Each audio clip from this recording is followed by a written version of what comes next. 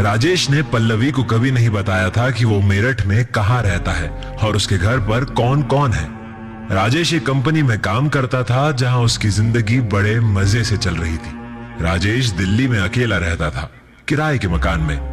पल्लवी से उसकी मुलाकात एक सिनेमा हॉल के बाहर हुई थी, जहां पर दोनों द कॉन्जरिंग नाम की डरावनी मूवी देखने आए थे। कुछ म्यूचुअल फ्रेंड्स की वजह से दोनों मिले थे। बात आहिस्ता आहिस्ता बढ़ने लगी और दोनों एक दूसरे को डेट करने लगे। हालांकि राजेश कभी कभी बड़ी अजीब सी हरकत करता था पल्लवी के सामने, जिससे पल्लवी डर जाया करती थी और राजेश को खुद पता नहीं चलता था कि उसे क्या हो रहा है। और जब उसे ऐसा लगता कि उसकी ऐसी हरकत से सामने वाला डर गया है, तो वो इस बात को मजाक में टाल देता था। एक बार राजेश वैलेंटाइन डे के दिन पल्लवी को लॉन्ग ड्राइव पर लेकर गया। वहां सुनसान सड़क पर एक ब्रिज की रेलिंग पर बैठकर पल्लवी से प्यार मोहब्बत की बातें कर रहा था कि पता नहीं क्या हुआ, उसने पल्लवी को ब्रिज से नीचे फेंकने की जैसे ही कोशिश की, पल्लवी का फोन बज गया और राजेश भी अपने आप वापस आ गया।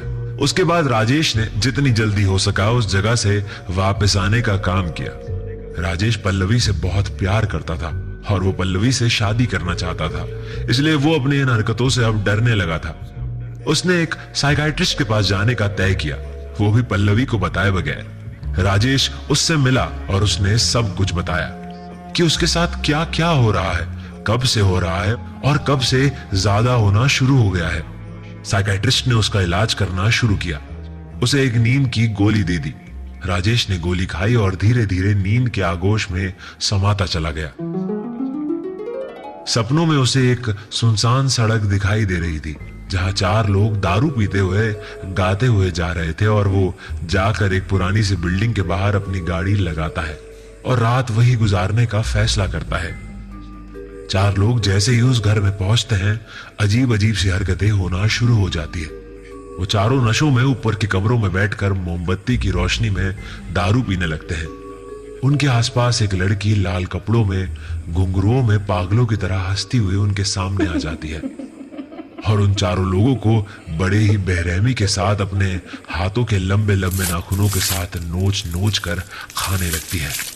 तभी एकदम से राजेश की नींद खुलती है और वो जोर जोर से चिल्लाने लगता है। साइकियाट्रिस्ट उसे पकड़कर एक तरफ बैठा देता है, उसे रिलैक्स करने की कोशिश करता है। थोड़ी देर बाद राजेश बिल्कुल शांत हो जाता है, लेकिन उसके हाथ पांव अभी भी कांप रहे थे। साइकियाट्रिस्ट ने उससे पूछा, क्या हुआ था? मुझे एक सुनसान सा रास्ता दिखाई दे रहा था, फिर कुछ शराब पीते हुए लोग गाड़ी में कहीं जा रहे थे। कोई पुरानी बिल्डिंग थी, शायद बहुत ही ज्यादा पुरानी। वहां वो मोमबत्ती की रोशनी में शराब पी रहे थे और तभी राजेश ने बहुत घबराते हुए ये सारी बात बताने की कोशिश की, लेकिन राजेश अनजान था कि उसके साथ ऐसा सब क्यों हो रहा था। तुम पहले कभी ऐसी जगह पर गए हो? मतलब तुम्हारा घर कहाँ है? या कोई ऐसी बात जो तुम्हें पता है लेकिन तुम बताने से डरते हो? साइकियाट्रिस्ट ने बड़ी ही सहजता के साथ राजेश से पूछा। मुझे सर में दर्द हो रहा है, ऐसा लग रहा है जैसे 100 ट्रक मेरे सामने खड़े होकर हॉर्न बजा रहे हैं। राजेश ने सर पकड़ते हुए साइकियाट्रिस्ट से कहा। साइकियाट्रिस्ट ने कुछ दवाइयां लिखकर राजेश को दे दी और राजेश वहीं से घर चला गया। कुछ दिन दवाइयों ने अपना काम किया, लेकिन कुछ दिनों के बाद क्या होना था वो राजेश पहले ही सपने में देख चुका था। कुछ दिनों बाद पल्लवी का जन्मदिन था और राजेश ने यह प्लान किया था कि वो पल्लवी को उसके जन्मदिन पर उससे शादी के लिए पूछेगा। राजेश पल्लवी के जन्मदिन को बेहद खूबसूरत बनाना चाहता था, इसलिए उसने हर एक चीज पल्लवी की पसंद का करने का फैसला किया। जैसे पल्लवी को मेरठ बहुत पसंद था क्योंकि उसकी नानी वहां रहती थी, इसलिए तय हुआ कि उस दिन वो दोनों एक साथ मेरठ यानी उसकी नानी के घर जाएंगे। आखिरकार पल्लवी के जन्मदिन का दिन आ ही गया। राजेश पल्लवी के साथ पूरा दिन गुजारने के बाद पल्लवी को गाड़ी में लेकर मेरठ की सड़कों पर घूम रहा था, जिसे देखकर पल्लवी समझ गई थी कि राजेश उससे शादी की बात करने वाला है, और वो भी आज ही के दिन। लेकिन वो ये देखना चाहती थी कि राजेश ये कैसे करेगा। पल्लवी ने मजाक में पूछा, हम कहां जा रहे हैं राजेश? पता नहीं, मतलब जहां गाड़ी लेकर चली जाए। राजेश ने बड़े ही रोमांटिक अंदाज में कहा, thank you so much Rajesh, आज के दिन के लिए। पल्लवी ने राजेश का हाथ पकड़ते हुए कहा, राजेश ने पल्लवी के हाथ को चूमने के बाद कहा, अभी आज का दिन पूरा नहीं हुआ डार्लिंग, अभी तो अपने नाम की शैंपेन खुलेगी, नाच गाना होगा। पल्लवी ने राजेश के कंधे पर सर रखते हुए कहा, राजेश अगर मैं मर गई तो? राजेश ने एकदम से गाड़ी के ब्रेक लगा दिए। सारे दिन का सत्यानाश करने में तुम्हें क्या मजा आता है, बताओ मुझे, राजेश ने चिढ़ते हुए पल्लवी से कहा और बच्चों की तरह मुंह फुलाकर गाड़ी से बाहर देखने लगा। पल्लवी ने राजेश के चेहरे को अपनी तरफ किया और उसके माथे पर चूम लिया। अच्छा ठीक है मेरे गोलू, आज के बाद ऐसा नहीं बोलूंगी, पल्लवी ने राजेश से कहा और राजेश ने गाड़ी फिर स्टार्ट की और गाड़ी फिर चलना शुरू हो गई। मैं चाहती हूं कि यह सफर कभी खत्म ना हो, पल्लवी ने राजेश से कहा और राजेश के पास से एक गाड़ी निकली और राजेश की गाड़ी के आगे आगे चलने लगी। राजेश ने गुस्से में उसे ओवरटेक जैसे ही किया, उसकी नजर उस गाड़ी में बैठे हुए लोगों पर पड़ी तो राजेश को वो साइकाइट्रिस्ट का क्लिनिक याद आ गया और उसने गाड़ी को एकदम एक कोने में लगा दी। राजेश को पसीना आना शुरू हो गया और उसने गाड़ी में अपनी दवाई ढूंढना शुरू की। हालांकि पल्लवी ने राजेश से पूछा, लेकिन राजेश ने उसे कुछ भी नहीं बताया। इसी बीच पल्लवी ने राजेश के होठों को चूम लिया और राजेश को कसकर गले लगा लिया। राजेश के दिमाग से वो सारी बातें एक पल में निकल गई और वो एकदम शांत हो गया। मेरठ की सुनसान और अंधेरी सी सड़क पर राजेश और पल्लवी फिर चल पड़े अपने आखिरी सफर पर। आहिस्ता आहिस्ता रात का अंधेरा और गाढ़ा होता जा रहा था। सुनसान रास्ते पर कुत्तों के रोने की आवाजें आ रही थी और हल्की हल्की बारिश भी पड़ना शुरू हो गई थी। अब माहौल पहले से थोड़ा बदल चुका था और अब गाड़ी में राजेश और पल्लवी दोनों जोर से हंस रहे थे, गा रहे थे, चिल्ला रहे थे और अचानक राजेश ने एकदम से गाड़ी का ब्रेक लगाया, जिससे पल्लवी एकदम चिल्ला पड़ी और डर गई।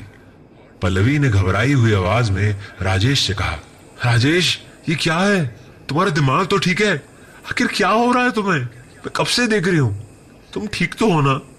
राजेश ने पल्लवी को उसके सवाल का जवाब देते हुए कहा, मैं तुम्हें कुछ बताना चाहता हूं पल्लवी।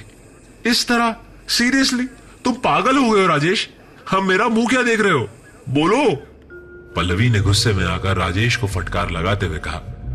हालांकि वो सिर्फ ये इसलिए कर रही थी क्योंकि राजेश को पता न चले कि पल्लवी को पता है कि राजेश उससे शादी की बात करने वाला है। पर हाँ, पल्लवी सच में सुनसान सड़क पर राजेश के इस तरह गाड़ी रोकने से थोड़ा डर गई थी, लेकिन उसे लग रहा था कि ये सब भी राजेश ने पहले से ही प्लान करके रखा था। राजेश बिना कुछ बोले ही अपनी गाड़ी से बाहर निकला और मेरठ की जीपी ब्लॉक बिल्डिंग की तरफ किसी लाश की तरह बढ़ने लगा। आहिस्ता आहिस्ता से सारा आलम ही बदलने लगा। पल्लवी जोर जोर से राजेश राजेश चिल्ला रही थी, रुको राजेश, तुम कहां जा रहे हो, यहां कोई नहीं है, अरे कौन है इस जीपी ब्लॉक में? राजेश बिना कुछ सुने आगे बढ़ता जा रहा था। धीरे धीरे दरवाजा खुलने की आवाज और फिर किसी कमरे में बिल्ली के मिमियाने की आवाज आती है, जिसके बाद घुंघरू पहने हुए पैरों के चलने की आवाज आती है। इन सभी के बीच चार आदमियों का अजीबोगरीब बातें करने का शोर और फिर अचानक से एक चीख सभी आवाज को शांत कर देती है। राजेश चलता हुआ उस कमरे में पहुंच जाता है जहां पर वो चार लोग बैठे मोमबत्ती की रोशनी में शराब पी रहे थे, जिन्हें वो पहले नींद में देख चुका था, और यहाँ आधे रास्ते में एक गाड़ी में भी। और राजेश आकर उनकी टेबल पर लेट जाता है। पल्लवी हाथ जोड़कर उसी कमरे के दरवाजे के पास खड़ी चिल्ला रही है और तभी एक लड़की लाल कपड़ों में घुंघरुओं से पागलों की तरह हंसती हुई राजेश के सामने आती है और उसे बेरहमी के साथ हाथों से नोच नोच कर खाने लगती है और जोर जोर से हंसने लगती है। पल्लवी जोर से चिल्लाती है और देखती है कि आगे क्या हुआ, ये जानेंगे अगले एपिसोड में।